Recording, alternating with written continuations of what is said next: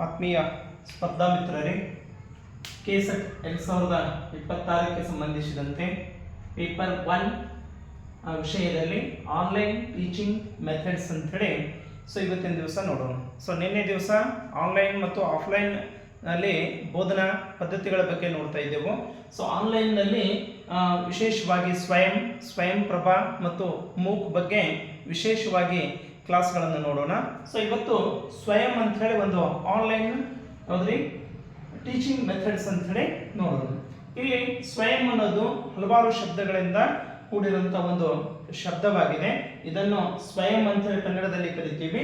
ಇದಕ್ಕೆ self learning ಅಂತ ಹೇಳಿ ಕೂಡ ಇಲ್ಲಿ ಕರೀಬಹುದು. ಹಾಗಾದ್ರೆ ಏನಿದು ಸ್ವಯಂ ಅನ್ನ ವಿಸ್ತೃತ ರೂಪ ಅಂತ ಕರಿತೀವಿ. ಅಂದ್ರೆ ಇದಕ್ಕೆ ನೋಡೋದಾದ್ರೆ study webs of active learning for young aspiring minds ಅಂತ ಹೇಳಿ. ಅಂದ್ರೆ ಇದಿಷ್ಟು ಸೇರಿ ಏನಾಗ್ತಂದ್ರೆ study webs of active learning for young aspiring minds ಅಂತ ಹೇಳಿ.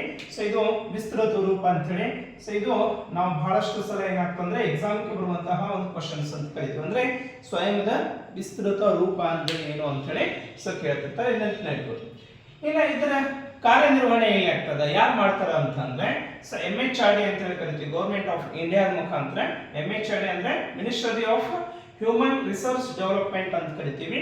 ಈ ಅದರ ಅಂಡರ್ನಲ್ಲಿ ಏನಾಗ್ತಂದ್ರೆ ಸ್ವಯಂ ಕಾರ್ಯವನ್ನು ನಿರ್ವಹಿಸ್ತಾ ಇದೆ. ನಂತರ ಇನ್ನ ಪ್ರಶ್ನೆ ಬರೋದೇನು ಅಂತಂದ್ರೆ ಸ್ವಯಂ ಎಂದು ಆರಂಭಗೊಂಡಿತ್ತು, ಇದನ್ನು ಯಾರು ಪ್ರಾರಂಭಿಸಿದರು ಅಂತ ಹೇಳಿ.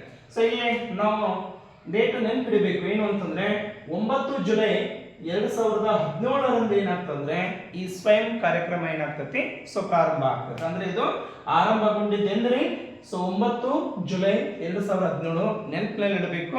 ಇದು ಪ್ರಶ್ನೆ ಬರುವಂತಹ ಸಾಧ್ಯತೆ ಇದೆ. ಮತ್ತೆ ಇದನ್ನು ಉದ್ಘಾಟನೆ ಮಾಡಿದವರು ಯಾರು? ಅದನ್ನು ಅವಾಗಿನ ರಾಷ್ಟ್ರಪತಿ ಆಗಿರುವಂತಹ ಪ್ರಣಬ್ ಮುಖರ್ಜಿ ಅವರಿಂದ ಈ ಕಾರ್ಯಕ್ರಮ ಏನಾಗ್ತಂದ್ರೆ ಸ್ವಯಂ ಅಂತ ಹೇಳಿ ಆನ್ಲೈನ್ ಕೋರ್ಸಸ್ ಪ್ರಾರಂಭ ಆಗ್ತದೆ. ಇನ್ನೊಂದು ಪ್ರಶ್ನೆ ಬರ್ತೈತಿ, ಸರ್ ಅವತ್ತೇ ಯಾಕೆ ಪ್ರಾರಂಭ ಮಾಡಿದ್ರು ಅಂತ ಹೇಳಿ. ಅಂದ್ರೆ 2017 ಜುಲೈ 9ರಂದೇ ಕಾರ್ಯಕ್ರಮವನ್ನು ಉದ್ಘಾಟನೆ ಮಾಡಬೇಕಾಗಿರುವಂತಹ ಒಂದು ಅಂಶ ಏನು ಅಂತಂದ್ರೆ ಅವತ್ತಿನ ದಿವಸ ಗುರುಪೂರ್ಣಿಮೆ ಇರೋದರಿಂದ, ಅಂದ್ರೆ ಏನಾಗಿದ್ರಿ ಜುಲೈ 9, 2017 ಗುರುಪೂರ್ಣಿಮೆ ಇರೋದರಿಂದ ಹೇಗೆ ಏಕಲವ್ಯನು ಕೂಡ ಗುರು ದ್ರೋಣಾಚಾರ್ಯರ ಮೂರ್ತಿಯನ್ನು ಇಟ್ಟುಕೊಂಡು ತಾನು ತಪಸ್ಸನ್ನು ಮಾಡಿ ವಿದ್ಯೆಯನ್ನು ಪಡಿತಾನ. ಹಾಗೆ ಇಲ್ಲಿ ವಿದ್ಯಾರ್ಥಿಗಳು ಕೂಡ ಶಿಕ್ಷಕರನ್ನು ಆಧಾರವಾಗಿ ಇಟ್ಟುಕೊಂಡು ಕೊಟ್ಟಿರುವಂತಹ ಸೋರ್ಸ್ ಅನ್ನು ಆಧಾರವಾಗಿ ಶಿಕ್ಷಣವನ್ನು ಪಡೆಯಲಿ ಅನ್ನೋ ಉದ್ದೇಶದಿಂದ ಒಂದು ಅರ್ಥದಿಂದ ಏನಾಗ್ತಂದ್ರೆ ಅವತ್ತಿನ ದಿವಸ ಇದು ಉದ್ಘಾಟನೆ ಆಯ್ತಂತೆ. ನಂತರ ಇನ್ನ ಬಹುಮುಖ್ಯವಾಗಿರುವಂತಹ ಇನ್ನೊಂದು ಪಾಯಿಂಟ್ ಏನು ಅಂತಂದ್ರೆ ಇದರ ಸ್ಲೋಗನ್ ಅಂತ ಕರಿತೀವಿ. ಧ್ಯೇಯ ವಾಕ್ಯ ಯಾವುದು ಅಂತೇಳಿ ಇದು ಕೂಡ ಬಹಳಷ್ಟು ಇಂಪಾರ್ಟೆಂಟ್ ಆಗಿರುವಂತಹ ಪ್ರತಿ ಸಂದರ್ಭದಲ್ಲಿಯೂ ಕೂಡ ಕೆಲವೊಂದು ಯೂನಿವರ್ಸಿಟಿಗೆ ಸಂಬಂಧಿಸಿದಂತ ಅಂದ್ರೆ ಬೇರೆ ಬೇರೆ ಯೂನಿವರ್ಸಿಟಿಗೆ ಸಂಬಂಧಿಸಿದಂತ ಸ್ಲೋಗನ್ ಏನಿದೆ, ಕೆಳಗಡೆ ಧ್ಯೇಯ ವಾಕ್ಯ ಏನಿದೆ ಅಂತ ಕೇಳ್ತಿರ್ತಾರೆ. ಹಾಗೆ ಈ ಸ್ವಯಂದ ಒಂದು ಧ್ಯೇಯ ವಾಕ್ಯ ಏನು ಅಂತಂದ್ರೆ ಶಿಕ್ಷಿತ ಭಾರತ ಉನ್ನತ ಭಾರತ ಅಂತ ಹೇಳಿ ಏನಿದೆ ರೀ, ನೆನಪು ಇಡಬೇಕು. ಶಿಕ್ಷಿತ ಭಾರತ ಉನ್ನತ ಭಾರತ ಅಂತೇಳಿ. ಇಲ್ಲಾಂದ್ರೆ ಉಲ್ಟಾನು ಕೇಳಬಹುದು. ಅಂದ್ರೆ ಈ ರೀತಿಯಾದಂತ ಶಿಕ್ಷಿತ ಭಾರತ ಉನ್ನತ ಭಾರತ ಈ ಧ್ಯೇಯ ವಾಕ್ಯ ಯಾವುದ ಇದರಲ್ಲಿ ಆಗಿದೆ ಅಂತ ಹೇಳಿ ಅದು ಸ್ವಯಂದ ಧ್ಯೇಯ ವಾಕ್ಯ ಅಂತ ಹೇಳಿ. ನಂತರ ಇನ್ನ 3 ಪ್ರಿನ್ಸಿಪಲ್ಸ್ 3 ತತ್ವಗಳ ಆಧಾರದ ಮೇಲೆ ಇದು ಕಾರ್ಯವನ್ನು ಮಾಡ್ತೇವೆ. ಒಂದೇದು ಅಸೆಸ್ ಅಂತ ಕರಿತೀವಿ, ಎರಡನೇದು ಈಕ್ವಾಲಿಟಿ ಮತ್ತು ಈಕ್ವಾಲಿಟಿ ಅಂತ ಕರಿತೀವಿ. ಅಂದ್ರೆ ಪ್ರವೇಶ ಪಡೆದುಕೊಳ್ಳುವಂತ ಮಾರ್ಗ, ನೀತಿ ಧರ್ಮದ ಮೇಲೆ ಮತ್ತು ಸಮಾನತೆ ಈ 3 ತತ್ವಗಳ ಆಧಾರದ ಮೇಲೆ ಏನಾಗ್ತಂದ್ರೆ ಸ್ವಯಂ ಕಾರ್ಯವನ್ನು ನಿರ್ವಹಿಸ್ತದೆ. ಇನ್ನು ಮುಂದೆ ಇದಕ್ಕೆ ಸಂಬಂಧಿಸಿದಂತೆ ಹಾಗಾದ್ರೆ ಇಲ್ಲಿ ಯಾರ್ಯಾರು ಪ್ರವೇಶವನ್ನು ಪಡೆಯಬಹುದು, ಯಾವ ವರ್ಗದಿಂದ ಇಲ್ಲಿವರೆಗೂ ಕೂಡ ಇದಕ್ಕೆ ನಾವು ತರಬೇತಿಯನ್ನು ಪಡೆಯಬಹುದು ಅಥವಾ ಅದನ್ನ ಕೋರ್ಸ್ ಅನ್ನು ಮಾಡಬಹುದು ಅಂತಂದ್ರೆ ಗಮನಿಸಬಹುದು. 9ನೇ ವರ್ಗದಿಂದ 9ನೇ ಕ್ಲಾಸ್ನಿಂದ PG ಅವರೆಗೂ ಕೂಡ ಏನಾಗಿದೆ ಅಂದ್ರೆ ಇದರಲ್ಲಿ ವಿದ್ಯಾರ್ಥಿಗಳು ಸೇರ್ಪಡೆ ಮಾಡ್ಕೋಬಹುದು. ನಂತರ ಇನ್ನೊಂದು ಲಕ್ಷದಲ್ಲಿ ಏನು ಅಂತಂದ್ರೆ ಫ್ರೀ ಆಫ್ ಕಾಸ್ಟ್ ಅಂತ ಕರಿತೀವಿ. ಯಾಕಂದ್ರೆ ಕೇಂದ್ರ ಸರ್ಕಾರವು ಕೂಡ ಏನಾಗಿದೆ ಉನ್ನತ ಶಿಕ್ಷಣವನ್ನು ಎಲ್ಲ ಕಡೆಗೆ ದೊರಕಬೇಕು ಅನ್ನೋ ಉದ್ದೇಶದಿಂದ ಶಿಕ್ಷಣವನ್ನು ಕೂಡ ಸಾರ್ವತ್ರಿಕರಣ ಮಾಡಿರೋದ್ರಿಂದ ಇದಕ್ಕೆ ಸಂಬಂಧಿಸಿದ ಫ್ರೀ ಆಫ್ ಕಾಸ್ಟ್ ನಲ್ಲಿ ಕೂಡ ಏನಾಗ್ತದೆ ಇದು ಕಾರ್ಯಕ್ರಮ ದೊರೆಯುತ್ತದೆ. ನಂತರ ಇದರ ಸ್ವಯಂದ ಪ್ರಮುಖವಾಗಿರುವಂತಹ 4 ಭಾಗಗಳ ಮುಖಾಂತರ ಇದು ಕಾರ್ಯವನ್ನು ಮಾಡ್ತೇವೆ. ಅಂದ್ರೆ ಇಲ್ಲಿ ಸ್ವಯಂದ ಆಧಾರವಾಗಿ ಏನಾಗಿದೆ ಅಂದ್ರೆ 4 ಭಾಗಗಳನ್ನ ನೋಡ್ತೀವಿ. ಅಂದ್ರೆ ಯಾವ್ಯಾವ ಭಾಗದಲ್ಲಿ ಏನು ಅಂತಂದ್ರೆ ಫಸ್ಟ್ ಒಂದೇ ವಿಡಿಯೋ ಲೆಕ್ಚರರ್ ಅಂತ ಕರಿತೀವಿ. ವಿಡಿಯೋ ಲೆಕ್ಚರರ್ ಅಂತಂದ್ರೆ ಈಗಾಗಲೇ ನುರಿತ ಅನುಭವಿಕ ಶಿಕ್ಷಣ ತಜ್ಞರಿಂದ ಏನಾಗ್ತಂದ್ರೆ ವಿಷಯಕ್ಕೆ ಪೂರಕವಾಗಿರುವಂತಹ ಮಾಹಿತಿಯನ್ನು ಸಂಗ್ರಹಿಸಿ ಅವ್ರ ಕಡೆಯಿಂದ ಆ ವಿಷಯವನ್ನು ಬೋಧನೆ ಮಾಡಿ ಅದನ್ನು ರೆಕಾರ್ಡ್ ಮಾಡಿಕೊಂಡು ಸೊ ವಿದ್ಯಾರ್ಥಿಗಳಿಗೆ ಏನಾಗ್ತಂದ್ರೆ ಅದನ್ನು ದೊರಕಿಸ್ಕೊಡೋದು ಅಂತ. ಅಂದ್ರೆ ವಿದ್ಯಾರ್ಥಿಗಳು ಯಾವ ಬೇಕಾದರೂ ಹೇಗೆ ಬೇಕಾದರೂ ಎಲ್ಲಿ ಬೇಕಾದರೂ ಎಷ್ಟು ಬಾರಿ ಬೇಕಾದರೂ ಕೂಡ ಅದನ್ನು ಅಧ್ಯಯನ ಮಾಡಿಕೊಂಡು ಸ್ವ ಅಧ್ಯಯನ ಮಾಡೋದಕ್ಕೆ ಇಲ್ಲಿ ಹೆಸರೇ ಸೂಚಿಸುವ ಹಾಗೆ ಸೆಲ್ಫ್ ಲರ್ನಿಂಗ್ ಅಂತ ಕರಿತೀವಿ. ಅಂದ್ರೆ ತಮ್ಮಷ್ಟು ತಾವೇ ಅಧ್ಯಯನವನ್ನು ಮಾಡೋದಕ್ಕೆ ಸಹಾಯಕ ಆಗುವುದು. ಸೊ ಇಲ್ಲಿ ಏನಿದ್ರೆ ವಿಡಿಯೋ ರೆಕಾರ್ಡ್ ಅವರು ಅಂತ ಹೇಳಿ ಕರಿತೀವಿ.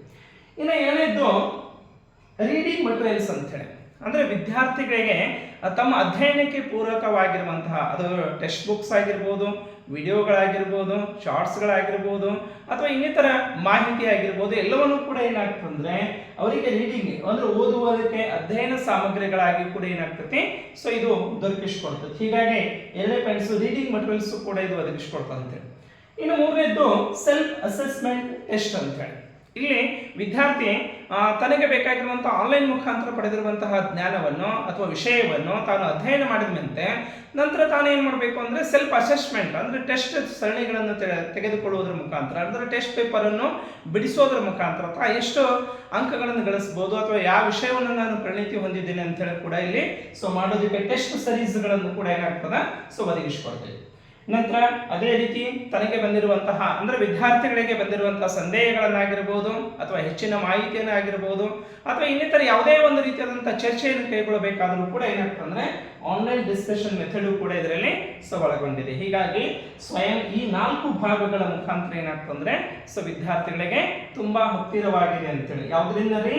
ಒಂದು ವಿಡಿಯೋ ಬೋಧನೆ ಮುಖಾಂತರ, ಸೆಲ್ಫ್ ಮೆಟೀರಿಯಲ್ಸ್ ಒದಗಿಸೋದ್ರ ಮುಖಾಂತರ ಮತ್ತೆ ಸ್ವಯಂ ಮೌಲ್ಯಮಾಪನ ಮಾಡಿಕೊಳ್ಳೋದಕ್ಕೆ ಅಂದ್ರೆ ಟೆಸ್ಟ್ ಸೀರೀಸ್ಗಳನ್ನು ತಾವೇ ಮೌಲ್ಯಮಾಪನ ಮಾಡಿಕೊಳ್ಳೋ ವಿದ್ಯಾರ್ಥಿಗಳಿಗೆ ಅವಕಾಶ ಕೊಟ್ಟಿರೋದ್ರಿಂದ ನಂತರ ಆನ್ಲೈನ್ ಮುಖಾಂತರ ಚರ್ಚೆಗಳನ್ನು ಮಾಡೋದ್ರ ಮುಖಾಂತರ ಸ್ವಯಂ ವಿದ್ಯಾರ್ಥಿಗಳಿಗೆ ತುಂಬಾ ಹತ್ತಿರ ಆಗಿದೆ ಅಂತ.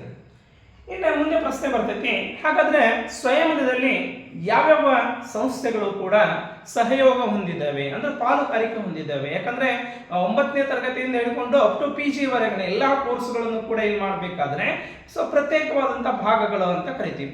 ಆ ಭಾಗಗಳಿಗೆ ಸಂಬಂಧಿಸಿದಂತೆ ಒಟ್ಟು ಸ್ವಯಂ ಎಷ್ಟಾಗಿದೆ ಅಂದ್ರೆ 9 ಸಂಸ್ಥೆಗಳು ಕೂಡ ಕೋಆರ್ಡಿನೇಟರ್ಸ್ ಅಂತ ಕರಿತೀವಿ. ಅಂದ್ರೆ ಅದರ ಭಾಗಗಳಾಗಿ ಕೂಡ ಇಲ್ಲಿ ಕಾರ್ಯವನ್ನು ಮಾಡ್ತಾ ಇದ್ದಾವೆ. ಇವೆಲ್ಲವೂ ಕೂಡ ಸ್ವಯಂದ ಒಂದು ಭಾಗವಾಗಿ ಅಂದ್ರೆ ಆಯಾ ವಿಭಾಗಕ್ಕೆ ಸಂಬಂಧಿಸಿದಂತೆ ಇಲ್ಲಿ ಟೆಕ್ನಿಕಲ್ ಕೋರ್ಸ್ ಆಗಿರ್ಬೋದು ಅಥವಾ ಯಾವುದೇ ಮ್ಯಾನೇಜ್ಮೆಂಟ್ ಆಗಿರ್ಬೋದು ಅಥವಾ ಇನ್ನಿತರ ಸಂಶೋಧನೆ ಆಗಿರ್ಬೋದು ಈ ರೀತಿಯಾಗಿರುವಂತಹ ಬೇರೆ ಬೇರೆ ಸೆಕ್ಷನ್ಗಳಿಗೆ ಸಂಬಂಧಿಸಿದಂತೆ ಇಲ್ಲಿ ಕಾರ್ಯಕ್ರಮಗಳನ್ನು ಕೂಡ ಆರಂಭಿಸ್ತದ. ಸೊ ಇಲ್ಲಿ ಪ್ರಮುಖವಾಗಿ ನಾವು ಗಮನಿಸಬಹುದು ಇವೆಲ್ಲವೂ ಕೂಡ ಪಾಲುದಾರಿಕೆ ಅಂತ ಕರಿತೀವಿ. ಹಾಗಾಗಿ ಒಂದನೇದು AICTE ಅಂತ ಕರಿತೀವಿ. ಇಲ್ಲಿ ಲಾಂಗ್ ಫಾರ್ಮ್ ಕೂಡ ಬಹಳಷ್ಟು ಮುಖ್ಯ ಆಗಿದೆ. ಲಾಂಗ್ ಫಾರ್ಮ್ ಮೇಲೂ ಕೂಡ ಒಂದೊಂದು ಪ್ರಶ್ನೆಗಳನ್ನು ಬರುವಂತಹ ಸಾಧ್ಯತೆಯನ್ನು ತಳ್ಳಿ ಹಾಕುವಂತಿಲ್ಲ. ಹಾಗಾಗಿ ನೀವು ವಿದ್ಯಾರ್ಥಿಗಳೆಲ್ಲರೂ ಕೂಡ ಏನು ಮಾಡಬಹುದು ಅಂತಂದ್ರೆ ಇವೆಲ್ಲರ ಲಾಂಗ್ ಫಾರ್ಮ್ಗಳನ್ನು ಬರೆದುಕೊಂಡು ಅಧ್ಯಯನ ಮಾಡೋದು ಬಹಳಷ್ಟು ಮುಖ್ಯ. ಹಾಗಾಗಿ AICTE ಅಂತ ಕರಿತೀವಿ. AICTE ಅಂದ್ರೆ all India council of technical education ಅಂತ ಹೇಳಿ. ಯಾವ್ದ್ರಿ? ಅಖಿಲ ಭಾರತೀಯ ತಾಂತ್ರಿಕ ಪರಿಷತ್ತು ಅಂತ ಹೇಳಿ. ಸೊ ಇದು ಸ್ವಯಂದ ಒಂದು. ನೆಕ್ಸ್ಟ್ ಎರಡನೇದು NPTEL ಅಂದ್ರೆ national programme for technology enhance learning ಅಂತ ಹೇಳಿ. ಇದು ಇಂಜಿನಿಯರ್ ಕೋರ್ಸ್ಗಳಿಗೆ ಸಂಬಂಧಿಸಿದಂತಹ ಯಾವುದೇ ಕಾರ್ಯಕ್ರಮಗಳನ್ನು ಒದಗಿಸುತ್ತದೆ ಅಥವಾ ಪೂರೈಸುತ್ತದೆ ಅಂತ ಹೇಳಿ. ಇದು ಲಕ್ಷ್ಯದಲ್ಲಿರಬೇಕು. NPTEL ಅನ್ನು ವಿಸ್ತರಿಸಿ ಅಂತ ಕರೀತಾರೆ ಅಥವಾ ಇದು ಯಾವುದರ ಒಂದು ಭಾಗವಾಗಿದೆ ಅಂತ ಹೇಳಿ ಕೂಡ ಇಲ್ಲಿ ಸೊ ಕೇಳಬಹುದು. ನಂತರ ನಮಗೆಲ್ಲರಿಗೂ ಗೊತ್ತಿರುವ ಹಾಗೆ UGC ಅಂತ ಕರಿತೀವಿ. UGC ಅಂದ್ರೆ ಯೂನಿವರ್ಸಿಟಿ ಗ್ರಾಂಟ್ ಕಮಿಷನ್ ಅಂತ ಹೇಳಿ, ವಿಶ್ವವಿದ್ಯಾಲಯ ಧನ ಸಹಾಯ ಆಯೋಗ ಅಂತ ಹೇಳಿ. ನಂತರ 4ನೇದು CEC ಅಂತ ಹೇಳಿ ಅಂದ್ರೆ ಕನ್ಸೋರ್ಟಿಯಂ ಫಾರ್ ಎಜುಕೇಶನಲ್ ಕಮ್ಯುನಿಕೇಶನ್ ಸಂವಹನ ಅಂತ ಕರಿತೀವಿ. ಅಂದ್ರೆ ಶೈಕ್ಷಣಿಕ ಸಂವಹನ ಸಂಸ್ಥೆ ಅಂತ ಹೇಳಿ ಕೂಡ ಸೊ ಇದು. ನಂತರ NCERT ನಮ್ಗೆ ಈಗಾಗಲೇ ಗೊತ್ತಿರುವ ಹಾಗೆ national council of educational research and training ಅಂತೇಳಿ ರಾಷ್ಟ್ರೀಯ ಶೈಕ್ಷಣಿಕ ಸಂಶೋಧನೆ ಮತ್ತು ತರಬೇತಿ ಪರಿಷತ್ತು, ಇದು ನವದೆಹಲಿ ಅಂತೇಳಿ ಕರಿತೀವಿ. ನಂತರ 6ನೇದು NIOS ಅಂತ ಹೇಳಿ. NIOS ಅಂದ್ರೆ national institute of open school ಅಂತ ಹೇಳಿ, ರಾಷ್ಟ್ರೀಯ ದೂರ ಶಿಕ್ಷಣ ಸಂಸ್ಥೆ ಅಂತ ಹೇಳಿ ಕೂಡ ಸೊ ಕರಿತೀವಿ. ನಂತರ IGNOU ಇದು ಕೂಡ ದೂರ ಶಿಕ್ಷಣ ಸಂಸ್ಥೆ ದೆಹಲಿಯಲ್ಲಿ ಇರೋದು. So Indira Gandhi national open university ಅಂತ ಹೇಳಿ ಕೂಡ ಕರಿತೀವಿ. ನಂತರ 8ನೇದು IIMB ಅಂತ ಹೇಳಿ Indian institute of management Bengaluru ಅಂತ ಹೇಳಿ ಬೆಂಗಳೂರಿನಲ್ಲಿರುವಂತಹ ಭಾರತೀಯ ಮ್ಯಾನೇಜ್ಮೆಂಟ್ ಸಂಸ್ಥೆಯು ಕೂಡ ಇದರ ಪಾಲುದಾರಿಕೆ.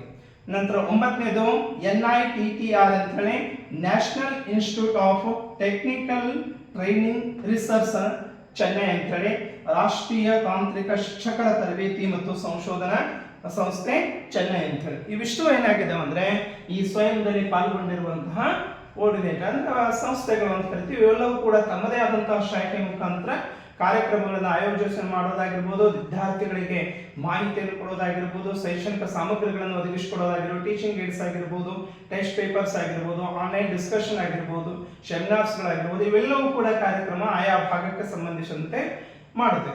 ಸೊ ಇದರಲ್ಲಿ ಬರೆದಂತಹ ಬೋರ್ಡ್ ಮೇಲೆ ಬರೆದಿರುವಂತಹ ಎಲ್ಲ ಅಂಶಗಳನ್ನು ನಾವು ಗಮನಿಸಿದಾಗೆ ಸೊ ಇದರಲ್ಲಿ 1 ರಿಂದ 2 ಪ್ರಶ್ನೆಗಳು ಅಂದ್ರೆ ಇವತ್ತಿನ ನೀವು ಕ್ಲಾಸ್ ನೋಡಿದ್ರಿ ಅಂದ್ರೆ ಇದಕ್ಕೆ ಸಂಬಂಧಿಸಿದಂತ 1 ಅಥವಾ 2 ಪ್ರಶ್ನೆಗಳು ಡೆಫಿನೆಟ್ ಆಗಿ ಬರುವಂತಹ ಸಾಧ್ಯತೆ ಇದೆ. ಇದರಲ್ಲಿ ನಾವು ಸ್ವಯಂದ ವಿಸ್ತೃತ ರೂಪ ನೋಡಬಹುದು, ಅದು ಓಪನ್ ಆಗಿದ್ದು ಅಂದ್ರೆ ಎಂದು ಉದ್ಘಾಟನೆ ಆಯ್ತು ಅಂತ ನೋಡಬಹುದು, ಅಥವಾ ಸ್ಲೋಗನ್ ಅನ್ನು ಕೂಡ ನೋಡಬಹುದು, ಜೊತೆಗೆ ಯಾವ ತತ್ವಗಳ ಮೇಲೆ ಅಂತ ಆಗಿರ್ಬೋದು, ನಂತರ ಅದರ 4 ಭಾಗಗಳು ಯಾವ ಭಾಗಗಳನ್ನು ಒಳಗೊಂಡಿದೆ ಅಂತ ಆಗಿರ್ಬೋದು, ಅಥವಾ ಒಳಗೊಂಡಿರುವಂತಹ ಸಂಸ್ಥೆಗಳು ಎಷ್ಟು ಸಂಸ್ಥೆಗಳ ಜೊತೆ ಒಳಗೊಂಡಿದೆ, ಇದರಲ್ಲಿ ಯಾವುದು ಪಾಲುಗಾರಿಕೆ ಇದೆ ಯಾವುದು ಪಾಲುಗಾರಿಕೆ ಇಲ್ಲ ಅಂತ ಹೇಳಿ ಕೂಡ ಕೇಳಬಹುದು, ಅಥವಾ ವಿಸ್ತೃತ ರೂಪದಲ್ಲಿ ಕೂಡ ಕೇಳಬಹುದು. ಹೀಗಾಗಿ ಸೊ ಇದು ಬಹಳಷ್ಟು ಇಂಪಾರ್ಟೆಂಟ್ ಆಗಿರುವಂತಹ ಒಂದು ಪಾಯಿಂಟ್ಸ್ ಅಂತ ಕರಿತೀನಿ. ಸೊ ಇದನ್ನು ನೀವು ಕೂಡ ಏನ್ ಮಾಡಬೇಕು ಅಂದ್ರೆ ನೋಟ್ಸ್ ನಲ್ಲಿ ಬರೆದುಕೊಂಡು ಈಗಿನಿಂದ ಅಧ್ಯಯನ ಶುರು ಮಾಡಬೇಕು, ಅಂದ್ರೆ ಮಾತ್ರ ನಾವು KSET ನಲ್ಲಿ ಸೊ ಸಕ್ಸಸ್ ಆಗೋದಕ್ಕೆ ಸಾಧ್ಯತೆ ಇದೆ. ಸೊ ನಿಮಗೆ ಈ ವಿಡಿಯೋ ಬಹಳಷ್ಟು ಇಷ್ಟ ಆದರೆ ಒಂದು ಲೈಕ್, ಕಮೆಂಟ್ ಮತ್ತು ಶೇರ್ ಮಾಡಿ. ಮತ್ತೆ ಮುಂದಿನ ವಿಷಯವನ್ನು ಕುರಿತು ಏನು ಮಾಡೋಣ, ಚರ್ಚೆ ಮಾಡೋಣ. ಧನ್ಯವಾದಗಳು.